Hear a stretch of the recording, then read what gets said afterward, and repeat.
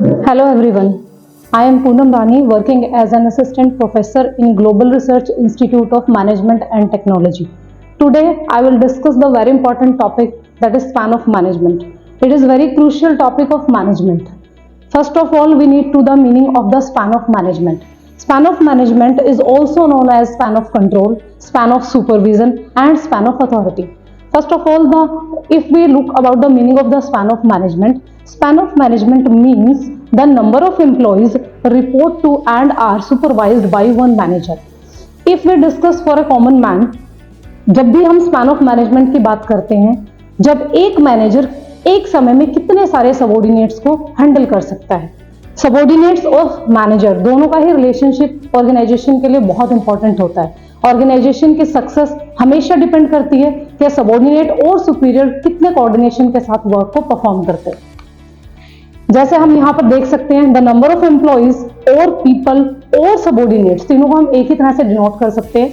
Are report to one manager in a hierarchy. Hierarchy means level of management, chain of management. जितने ज्यादा level of management होंगे उतना ही narrow span of management होगा, और जितने कम लेवल ऑफ मैनेजमेंट होंगे उतना ही वाइडर स्पैन ऑफ मैनेजमेंट कहलाएगा। यहाँ पर हम देख सकते हैं, जब ज्यादा नंबर ऑफ पर्संस होंगे उसको हम कहेंगे वाइडर स्पैन ऑफ मैनेजमेंट। जब लेस नंबर ऑफ पर्संस किसी भी मैनेजर के अंडर वर्क करेंगे उसको हम नैरो स्पैन ऑफ मैनेजमेंट के नाम से जान सकते हैं। यहाँ पे एक एग्जांपल भी हम ले सकते हैं। फॉर एग्जांपल, मार्केटिंग मैनेजर है, उसके अंडर हम यहाँ पर 4 पर्संस को लेते हैं। Marketing assistant, marketing manager, then telesales supervisor and customer care assistant. ये चारों ही एक मैनेजर के अंडर में वर्क करते हैं, इसीलिए यहाँ पर स्पैन ऑफ मैनेजमेंट क्या है, 4। Next, now we discuss about the types of span of management. Span of management 2 type से हम डिस्कस कर सकते हैं। First of all, wide span of management, जिसको हम फ्लैटर स्ट्रक्चर के नाम से भी जानते हैं, and second one is narrow span of management, जिसको टॉल स्ट्रक्चर के नाम से जानते हैं, और इनको हम फिगर के माध्यम से भी देख सकते हैं। First one, narrow span of management. इस फिगर से हम ये डिस्कस कर सकते हैं, बता सकते हैं, सिंगल मैनेजर के अंडर सिर्फ 3 सबॉर्डिनेट्स यहाँ पे काम कर रहे हैं, और हर सबॉर्डिनेट के अंडर सिर्फ 2-2 नेक्स्ट सबॉर्डिनेट्स उसके अंडर वर्क कर रहे हैं। ये नैरो स्पैन है, लेकिन इसमें जो लेवल है, जो हायरार्की है, वो बढ़ जाती है। और जब हम वाइडर स्पैन की बात करते हैं, यहाँ पर सिंगल सुपीरियर के अंडर या मैनेजर के अंडर बहुत सारे सबॉर्डिनेट सिंगल टाइम में वर्क करते हैं, उसको एक ही समय में बहुत सारे सबॉर्डिनेट को हैंडल करना पड़ता है। इसका बेनिफिट क्या है? नैरो स्पैन का बेनिफिट क्या है? यानी जब सिंगल पर्सन के अंडर कम पर्संस को हैंडल करना होता है, सबसे पहला बेनिफिट क्या है? Closer supervision. जब एक ही मैनेजर के अंडर कम पर्संस होंगे तो वो इजीली उनको सुपरवाइज कर सकता है, और क्या कर सकता है, कंट्रोल बहुत अच्छा रहेगा उनके साथ में, और उनको हर पर्सन के साथ में बहुत अच्छा कोऑर्डिनेशन बना सकते हैं। लेकिन इसकी कुछ कमियां भी हैं, ड्रॉबैक्स भी हैं। पहला, कॉस्ट ज्यादा लगेगी, उतने ज्यादा मैनेजर आपको अपॉइंट करने पड़ेंगे, और जो डिसीजन मेकिंग है थोड़ी स्लो हो जाएगी, क्योंकि हायरार्की लेवल जो है वो बढ़ जाता है। ज्यादा मैनेजर्स ना होकर के या कम पर्संस होने के बावजूद जो स्टेप्स हैं हायरार्की के वो इंक्रीज होते हैं, और ज्यादा पर्सन से हमें कंसल्ट करना पड़ता है। और पोटेंशियल क्या होता है? माइक्रो मैनेजमेंट का पोटेंशियल है। मैक्रो मैनेजमेंट जो कि वेरी इंपॉर्टेंट है मैनेजमेंट में, उसका स्कोप थोड़ा कम रह जाता है। अब हम आते हैं second step, which is wide span of management. जब एक ही मैनेजर के अंडर बहुत सारे सबॉर्डिनेट्स एक टाइम पे काम करते हैं, इसका रिजल्ट क्या होता है? फ्लैटर ऑर्गेनाइजेशन हो जाती है, जैसे कि हम पीछे देख चुके हैं। और इसके जो बेनिफिट्स हैं वो क्या है? कम कॉस्ट आती है। आपको कम से कम मैनेजर रखने पड़ेंगे जो ज्यादा पर्संस को एक टाइम में हैंडल करेंगे, ज्यादा मैनेजर्स की रिक्वायरमेंट ही नहीं रहेगी, और डिसीजन मेकिंग बहुत फास्ट होगा, क्योंकि हमें बहुत सारे मैनेजर से डील नहीं करना पड़ेगा। सिंगल मैनेजर बहुत जल्दी डिसीजन ले सकता है, और ग्रेटर ऑटोनॉमी होगी किसकी? सबॉर्डिनेट्स के लिए। मींस सबॉर्डिनेट्स के पास अपने लिए काम करने के लिए या डिसीजन लेने के लिए भी बहुत सारा स्पेस रहेगा। लेकिन इसकी कुछ कमियां भी हैं। पहली कमी क्या है? रिस्क रहेगा, सारा का सारा बर्डन एक ही मैनेजर के ऊपर होगा, तो मैनेजर जो है वो ओवरलोड हो जाएगा। और क्या होगा? Reduce supervision. अब जब वो सुपरवाइज कर रहे हैं, कम पर्सन को सुपरवाइज करना बहुत ही आसान होता है, लेकिन जब ज्यादा बंदों को हमें हैंडल करना पड़ता है तो हम हर किसी के पास उतना फोकस नहीं कर पाते। And potential for inadequate support, हर किसी को सपोर्ट भी नहीं कर पाते। अगर एक मैनेजर के अंडर 50% है तो हर किसी के साथ उसका जो कोऑर्डिनेशन है वो उतना नहीं बनेगा, और हर किसी को हर चीज के लिए वो गाइडेंस नहीं दे सकता। जब भी हम बात करते हैं कि स्पैन ऑफ मैनेजमेंट इंपॉर्टेंट क्यों है कंपनी के लिए, जैसे ये बहुत इंपॉर्टेंट है क्योंकि जो स्पैन ऑफ मैनेजमेंट है अगर वो एडिक्वेट लेवल पे है, अगर 6 to 7 पर्सन ही किसी एक मैनेजर के अंडर रखे जाते हैं तो कंपनी जो है वो अपना ग्रोथ का जो पाथ है वो बहुत इजीली हैंडल करती है, अपने प्रॉफिट को मेंटेन करती है, अपने टारगेट को अचीव करती है, जो कि बहुत ही बढ़िया होता है किसी भी कंपनी की ऊंचाइयों तक पहुंचने के लिए।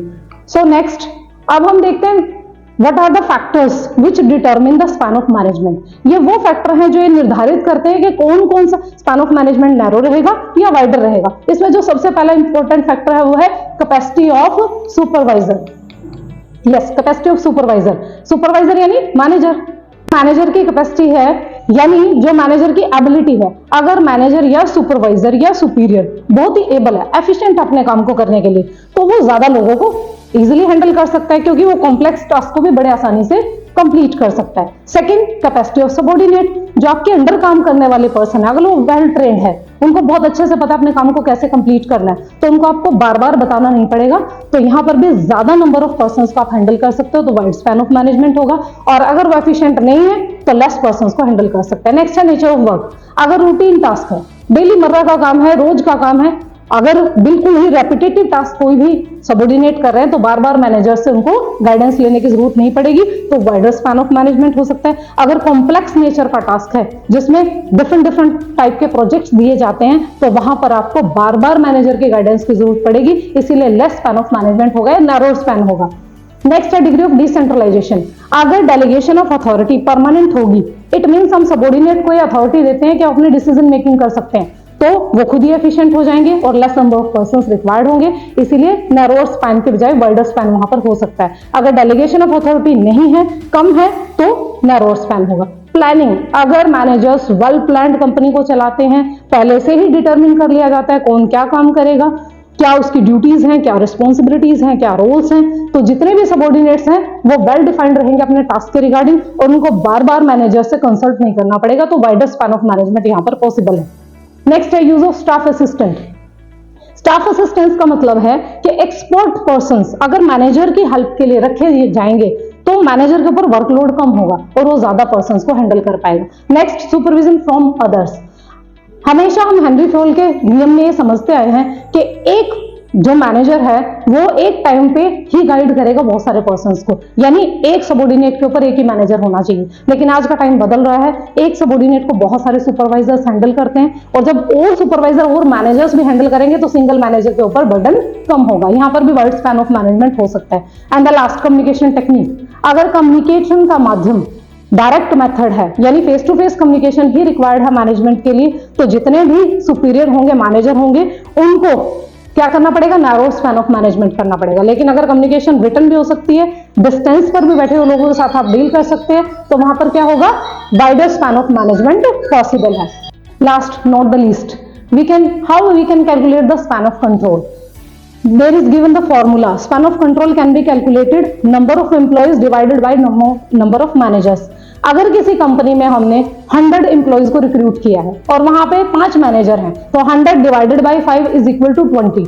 इट मीन्स 20:1, यानी एक मैनेजर के अंडर 20 सबऑर्डिनेट्स को हमने रखा है, तो इसको हम वाइडर स्पैन ऑफ मैनेजमेंट कहेंगे। लेकिन क्वेश्चन ये राइज होता है कि क्या कितने नंबर ऑफ पर्सन जरूरी होने चाहिए, जो एक आइडियल एक रेशियो है स्पैन ऑफ मैनेजमेंट की, तो उसको हम कहेंगे 6 या 7।